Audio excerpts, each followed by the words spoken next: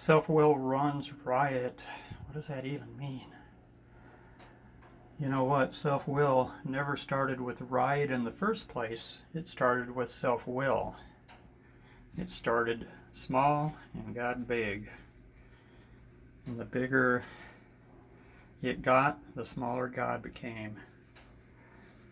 It's like we wanted to do it our way. We could put ourselves up by our own bootstraps. A trickier way of saying it is it's a action program. And while that is true, but it's only surrendered action that matters. It's like I heard somebody say that, I think it was a Gopher State speaker, not sure, but he said the power lies within you. The solution lies within you. It is God.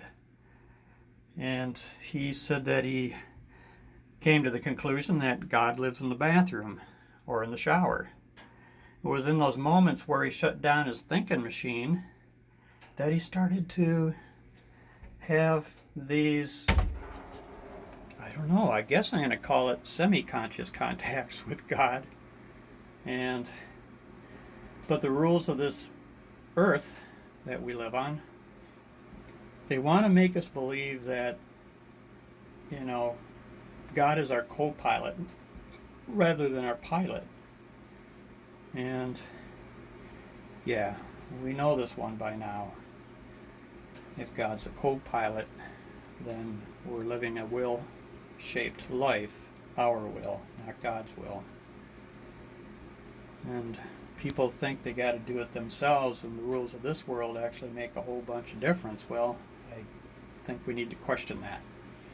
Can you imagine Rosa Parks getting on a bus and maybe somebody had dropped their newspaper in the front row and it slid between someone's feet across the aisle, and as soon as they leaned forward to grab that newspaper, that being the only seat left open, Rosa Parks sat in that seat, and he turned around to sit down and he saw someone was there. And that someone happened to be someone who was violating the rules, right? And she didn't move. And one thing led to another, but someone has to be the more loving one. Someone has to be first. Someone has to be willing to take the hit. But when we turn our will and our lives over to the care of God as we understand God, we know that God is there 24/7. And no matter what this world does to us, love them. If you can't love them, at least forgive them. They don't know what they're doing. They're following these rules. God meets us where we are at. That's something my sponsor used to tell me a lot. She also said something that I don't believe 100%, but she said that we don't get ready to meet God, we meet God to get ready. Yeah, we meet God to get ready. I get that, But once we do, then we can get more of that. And if we stay on the path, the surrendered path, then things that are on the path that dilute the path, that get in the way, will be removed. That's the third and the seventh step prayer. Take away my difficulties, that victory over them would bear witness to those I love, of thy power, thy love, and thy way of life. And it's best to say that prayer on your knees, humbly. That's step 7. Humbly ask him. And if you have to stop next to a bus stop while you're waiting for the bus, and you get on your knees and you say that prayer, people might look at you like you flipped your wig, and some people will go, wow, I wish I had that courage. And God lives within us. That power is already there. We were born with it. And then things happen. We get traumatized, sometimes by abuse, sometimes by drinking and drugging.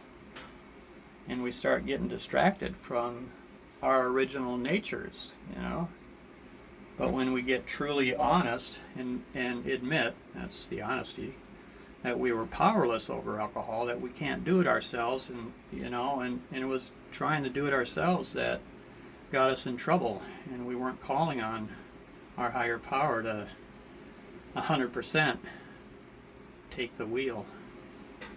And there was a scripture that Jesus said, "Be ye as little children, for such is the kingdom of heaven."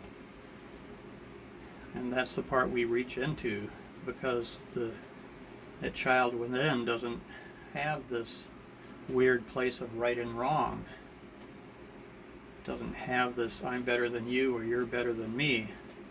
And I'll give you this, that gets implanted in children very early, And if that has been implanted in us, that's the way we'll go until we don't. So we're looking for a miracle,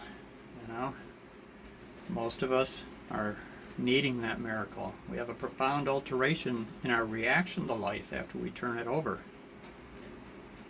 After we learn how to truly listen and quit trying to play God.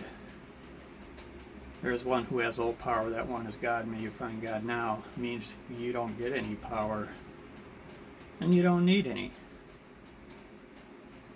The program of action is surrendered. It is the power of surrender powers our action program. And if we're still trying to figure our way out through this whole mess that we get disturbed over, then we are the source of our own problems, right? We didn't have a drinking problem, we had a thinking problem, and drinking was but a symptom.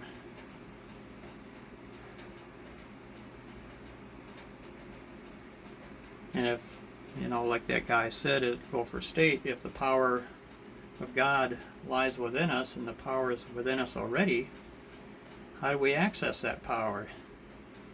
I think we access it by becoming powerless, and then and only then do we come to believe that a power greater than ourselves can restore us to our original condition, restore us to sanity, because we went nuts. This world made us nuts because we listened to them, but we listened to them in the shallow.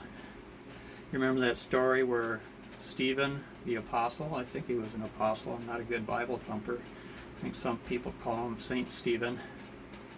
He was being murdered for being a Christian. And he never gave a disclaimer.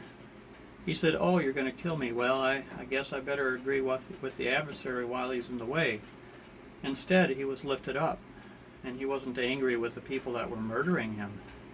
He just said, "Forgive them, for they know not what they do," after the pattern of Christ. And he didn't ask God to help he himself forgive them. He asked God to forgive them, because that's the one who has all power. All right, going back to my 11th step. Peace out.